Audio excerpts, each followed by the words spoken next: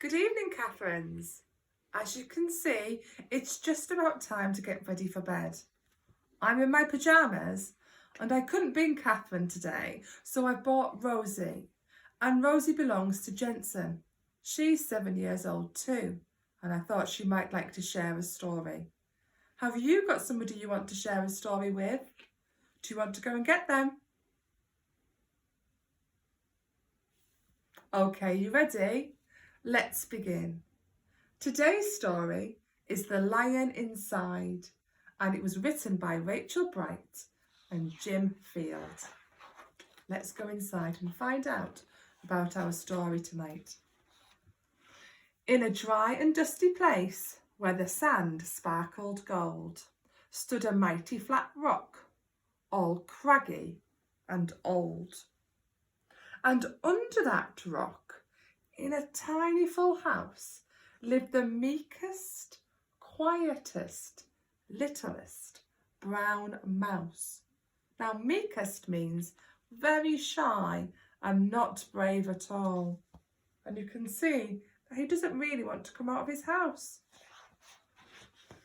He was so very tiny and so incredibly small that nobody noticed him, ever, at all.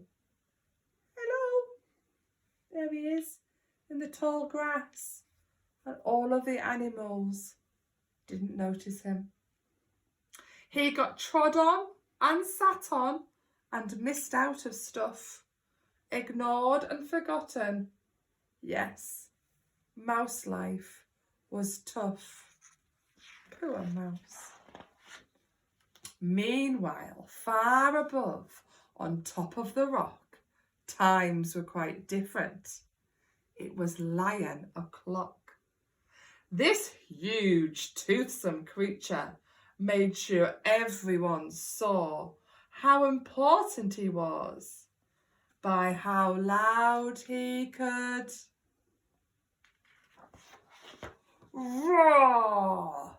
Let me hear your roar. Oh, that wasn't very loud. Try it again. Much better. He was head of the pack. He was shouty and tough.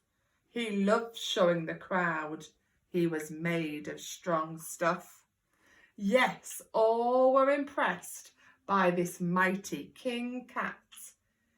If only, thought Mouse, I could be more like that. Then, late one dark night, in his Minnie Mouse bed, the cleverest thought popped into his head. He jumped from the covers and held up a paw. I've got it, he said. What I need is a roar. I mean, what if this mouse with the weeniest squeak was a little more grrr and a little less meek? Well, he'd still be the smallest of fuzzy brown mice, but he'd make friends and join in, and life would be quite nice. Yes, thought the mouse, I must find out how. I will learn how to roar, and I will learn it right now. But, oh my gosh, there was only one beast who could teach him this thing, but he might make him his feast. Who do you think it's going to be? Yes, the lion. Would you like to go and visit a lion? Me neither. It was time to be strong, take a chance after all. Forever was such a long time to feel quite small. So he made himself brave and he thought like a winner. He set up off the top, hoping not to be his dinner. It felt like the scariest thing to do. But if you want things to change, the first thing you have to change is you. The further he climbed, the closer he got to the slumbering lion, reclining on top he was having a bit of a sleep. Then at last, as he stood on the top of his tippy toes, he found himself suddenly nose to nose. Pardon me. Wake up, Mr. Lion. You've got company. Mr. Lion, what I've come for is, do you think you could teach me how to roar?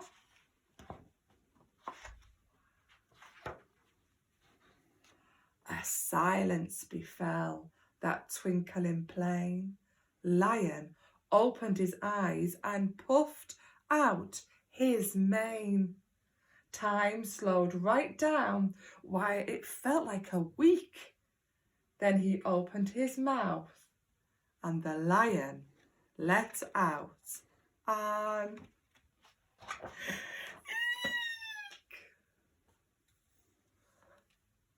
Do you think he feels brave now? He does not feel brave, does he not? He's scared of the mouse.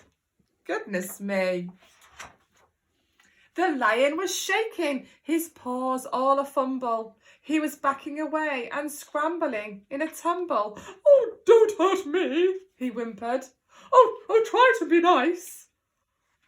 Well, my goodness, the lion was frightened of mice. Don't worry, Mouse peeped. I'm a friend, not a foe. Let's rock this together. We can have fun, don't you know? A foe means somebody who you don't want to be friends with, but he's saying he's not that. He's somebody he does want to be friends with.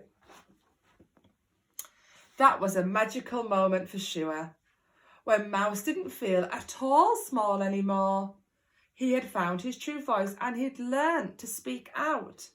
And for that, you don't need to roar or shout. And from that day and always, the two were a pair. They both lived the rock like better. Now the rock was to share. The mouse, while still little, felt big in his head.